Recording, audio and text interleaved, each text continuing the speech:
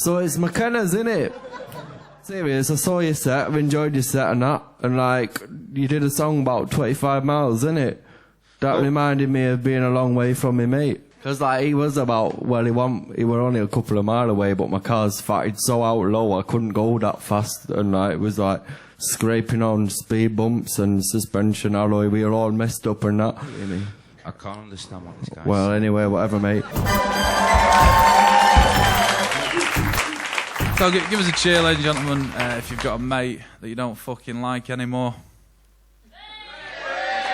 So this is very popular. I do this loads of comedy clubs. I mean, I was going to say do hold back if they're here with you. You don't want to give the fucking game away, do you?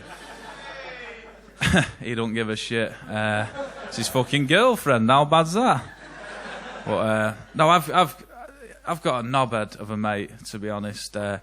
And he still thinks we're close and everything, and we're not.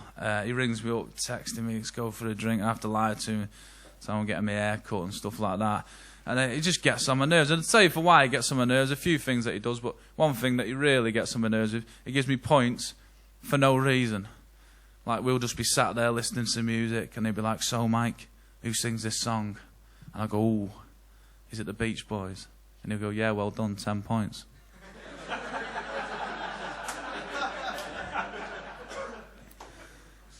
Oh, nice one. What the fuck am I going to do with them, then? And then he'll say to me, Mike, you wrote this song. And I go, ooh, is it the Sugar Babes? And he'll go, no, they just covered it. Take back the 10 points. Well, thank fuck for that, eh? Back to reality. Them points were going straight to my head.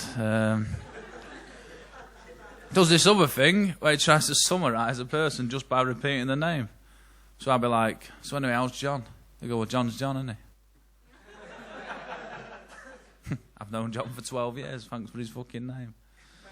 Watching football as well, he pisses me off. Whenever someone scores, he goes, fucking hell, that was a goal.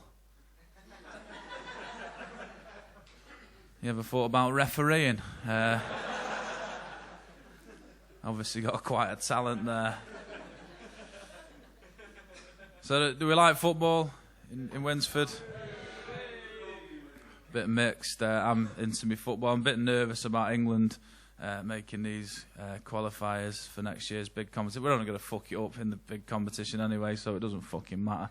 I mean, it pissed me off last year. It really pissed me off when Portugal knocked us out, because they've done it to us a few times now. It really pissed me off. If you ask me, the best thing about Portugal is piri piri. That's that sauce. You get at Nando's. It's fucking delicious. Actually comes from Portugal. That's about all they've got going for them, right? And a lot like yourselves, I do this at other comedy clubs, and I get people staring at me thinking, who the fuck does Piri Piri play for? Never even heard of him. I believe he's good on the wing, though. Another comic actually gave me that tagline. I'm sure he was trying to fuck my career up, but I quite like it. Knocked out on penalties again, Portugal, not last year. Not penalties. I think it's just scrap penalties. Just have a quiz when the time's up. All the questions in English. We'd still fuck it up, wouldn't we? Question 1, Wayne Rooney. Fuck, we're out. Shit. No, I watch loads of football. I find the commentary quite entertaining, because if you listen out, they come out with some ridiculous things because they've got such a large space of time to fill. There was a game last year, I was listening to the commentator, and he went, I bought a jam donut today. It didn't have any jam in it, he said. Fucking hell, mate. Talk about football, that's what you're getting paid for. But my favourite bit of commentary, I'm going to share it with you, do bear with me. It was a couple of years ago, right? And it was England versus France. And the commentator went, well, it's been an action-packed first half, but don't go anywhere. I'm sure the second will be just as action-packed. But just think to yourselves, what would you be saying to those players now if you're in the dressing room? And I thought, I'd be like, oh, yeah.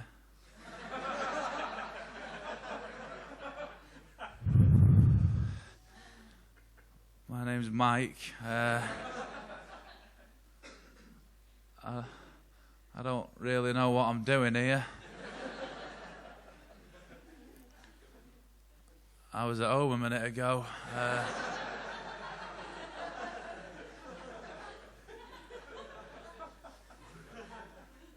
suppose as a beer, you may as well have a team talk.